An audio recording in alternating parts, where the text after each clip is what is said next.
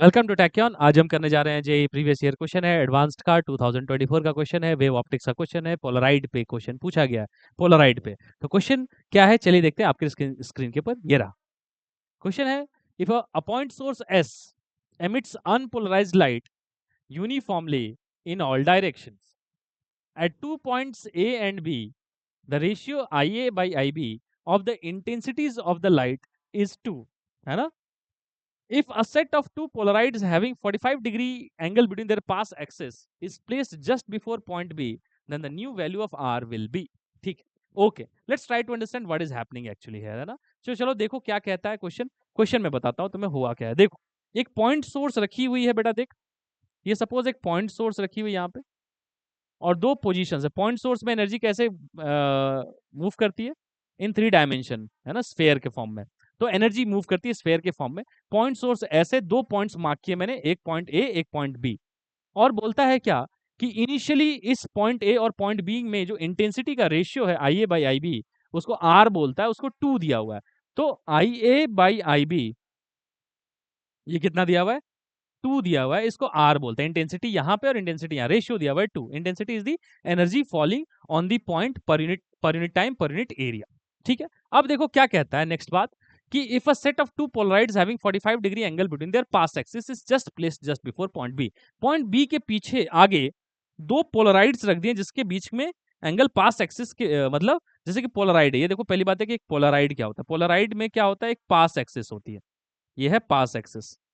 ठीक है ना? देखो, एक पोलराइड हो गया P1 और एक पोलराइड हो गया P2। ये वाला, ये हो गया एक पोलराइड P1 और ये हो गया पोलराइड P2। इन दोनों को उसके पहले रख दिया गया है, पॉइंट बी से पहले। बट इन दोनों के बीच के एंगल कितनी दी हुई है? 45 डिग्री। यहाँ पे ध्यान से देखो तो ये है पास एक्सिस इसमें, और इसमें ये वाला है पास एक्सिस।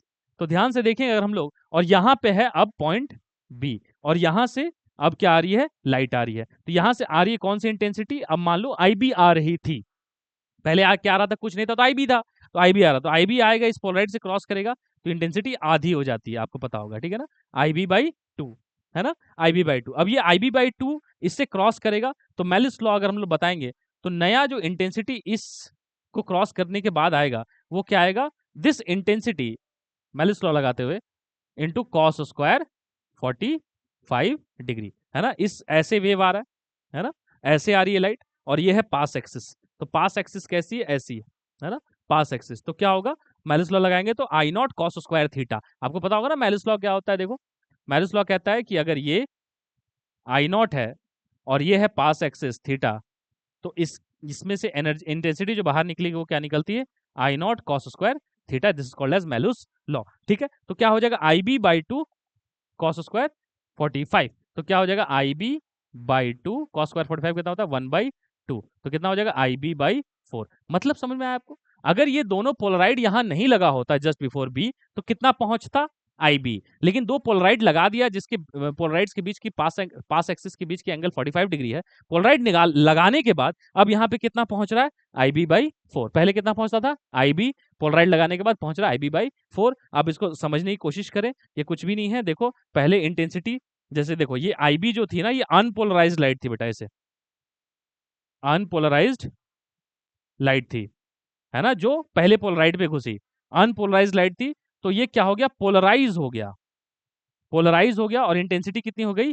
आधी हो जाती है, एवरेज होती है, आपने देखा होगा, चैप्टर पढ़ा होगा।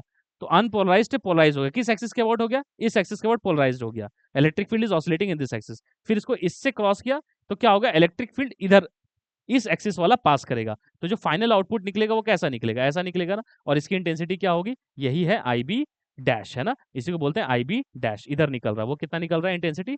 आई बी बाई 4। देखो, ये पोलराइज्ड हो गया था और ये ऑब्वियसली पोलराइज्ड है। अब नया रेशियो उसने पूछा है कि अब बताओ अब क्या रेशियो है। तो आई ए डिवाइड ए पे तो कोई चेंज ही नहीं हुआ, आई A by I B dash हो जाएगा ना। तो नया रेशियो क्या हो जाएगा बेटा? आई ए और आई बी डैश की जगह आई बी बाई 4, है ना? ऐसे रख दो। और I A by I B given question में कितना है बेटा? I A by I B is given is how much? 2। तो ये वैल्यू कितनी है? 2 है। तो कितना हो गया answer? New ratio of the intensity is 8, है ना? तो इसको आपको बनाने के लिए क्या जानने की आवश्यकता थी? 2 things you have to no.